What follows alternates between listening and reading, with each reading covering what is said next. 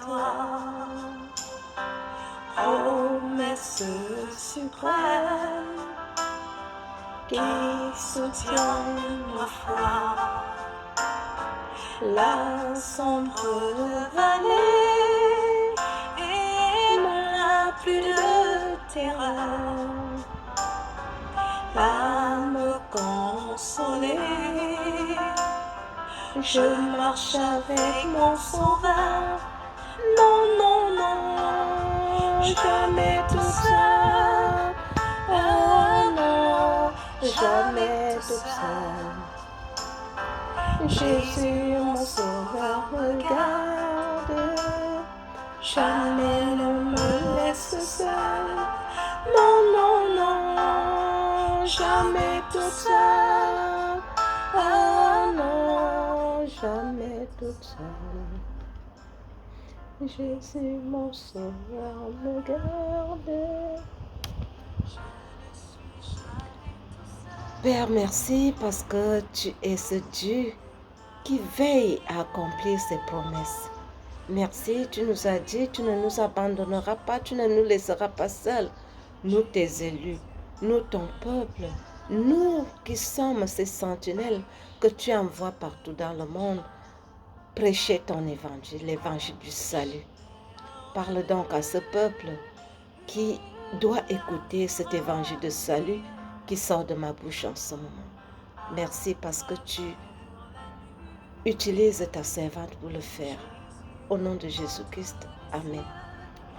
Peuple de Dieu, bonjour. Nous avons toujours la grâce du Seigneur quand nous savons que nous allons partager une parole, une toute petite parole qu'il met dans notre bouche pour édifier son peuple. Nous allons parler d'un petit mot qui est présent dans nos vies, le mot de la peur. Le mot peur,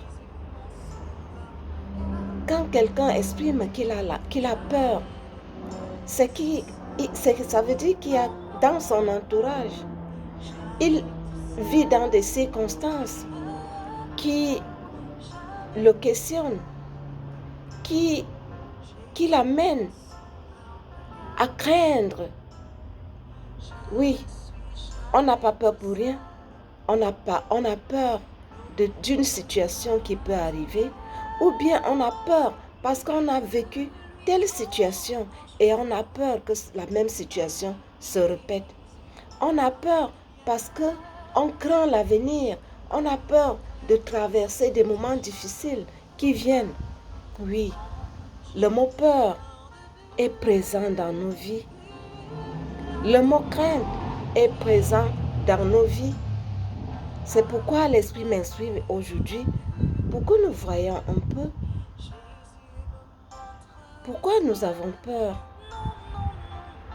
et comment le Seigneur voudrait que nous nous comportions face à cette peur. L'Esprit du Dieu vivant nous a conduits dans l'Évangile. Dans les écrits d'Ésaïe, je vais dire, Ésaïe c'est un grand prophète de l'époque. Ces écrits sont écrits en 3 périodes. La période qui nous intéresse ici, c'est la période où le Seigneur prépare le peuple d'Israël à sortir de l'exil. Le peuple d'Israël s'était retrouvé en exil à Babylone après la chute de Jérusalem. Pourquoi le peuple d'Israël, qui est le peuple élu de Dieu, se retrouve en captivité ou bien en exil? Le peuple d'Israël se retrouve en exil. Certainement, il a fait quelque chose. Et le Seigneur a permis que son peuple élu, ses élus, se retrouvent en exil, se retrouvent en captivité, je vais dire, se retrouvent, je vais même parler de prison. Le Seigneur veut nous amener à comprendre que il a permis que tu vives en exil. Quand on est en exil, quand on est en captivité, quand on est dans un pays étranger, on n'a pas toutes les facilités.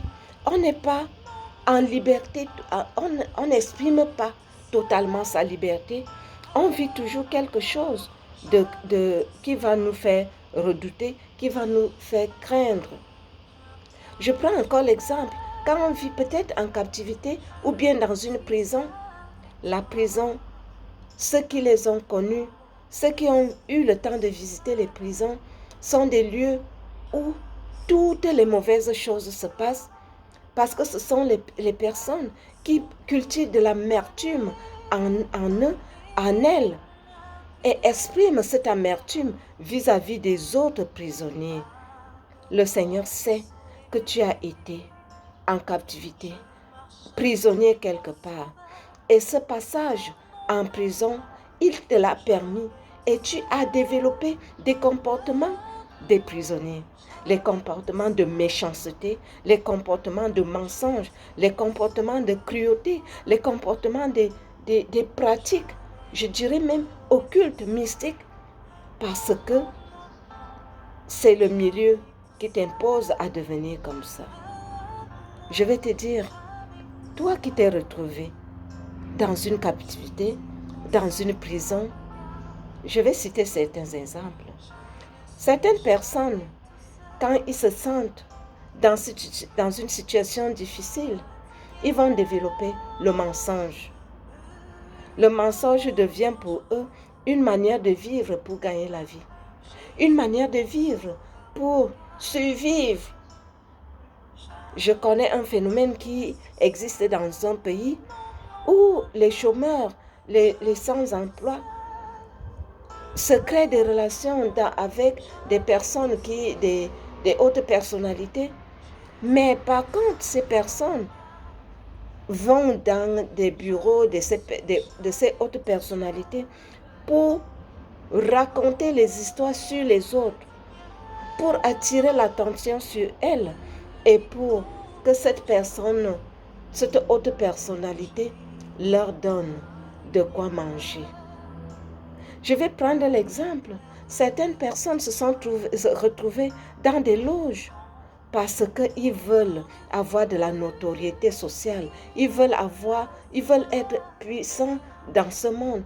Ils veulent avoir une identité remarquable au sein de la société.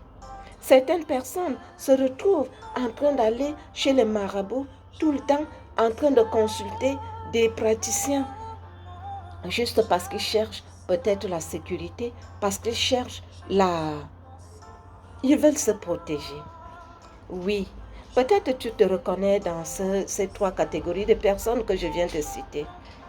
Le Seigneur vient nous dire et te dire que mon frère, ma sœur, oui, tu as été en exil. Le Seigneur a voulu que tu sois dans cette situation, dans cette prison, dans cette captivité. Il sait tout ce que tu as vécu là-bas. Il connaît même déjà les mauvais comportements, les mauvaises habitudes que tu as déjà adoptées pendant que tu es dans cette captivité. Mais aujourd'hui, il m'envoie te dire qu'il te prépare à sortir de cette captivité parce que tu es son enfant, son élu. Parce qu'il t'a choisi. Il t'a choisi. Il veut te sortir de cette captivité pour que tu deviennes la lumière du monde. La lumière, la personne distinguée pour aller dans le monde annoncer son évangile. Il veut te faire sortir de cette captivité pour que tu fasses partie du peuple élu de Dieu, du peuple distingué de Dieu, des personnes de ce peuple qui va gagner la couronne de vie le jour que le Seigneur les rappelle à lui. Veux-tu le suivre? Le Seigneur sait, je viens de le dire, ce que tu es devenu après ton passage dans la captivité. Ta famille est déchirée à cause de tes mensonges, à cause de tes pratiques occultes, à cause de ton hypocrisie, à cause de tes loges. On pleure tout le temps des personnes, des enfants, des jeunes. Oui, le Seigneur sait que tu as fait tout cela. Quand nous lisons dans les Saintes Écritures, il y a aussi eu des personnes qui ont commis des meurtres que le Seigneur a rejetés, a rachetés, a repris. Moïse avait tué un Égyptien, mais cela n'a pas empêché le Seigneur à se servir de lui pour sortir le peuple d'Israël de la captivité d'Égypte. Pour ne prendre que son exemple, nous pouvons prendre l'exemple de Paul qui persécutait les chrétiens, mais cela n'a pas empêché le Seigneur à le prendre pour être son disciple et annoncer son évangile. C'est de la même façon que le Seigneur m'envoie te dire, ne regarde pas ce que tu as déjà développé comme péché, ce que tu as déjà commis comme péché, ce que tu as déjà développé comme mauvais comportement. Le Seigneur voudrait te sortir de ton exil, de ta captivité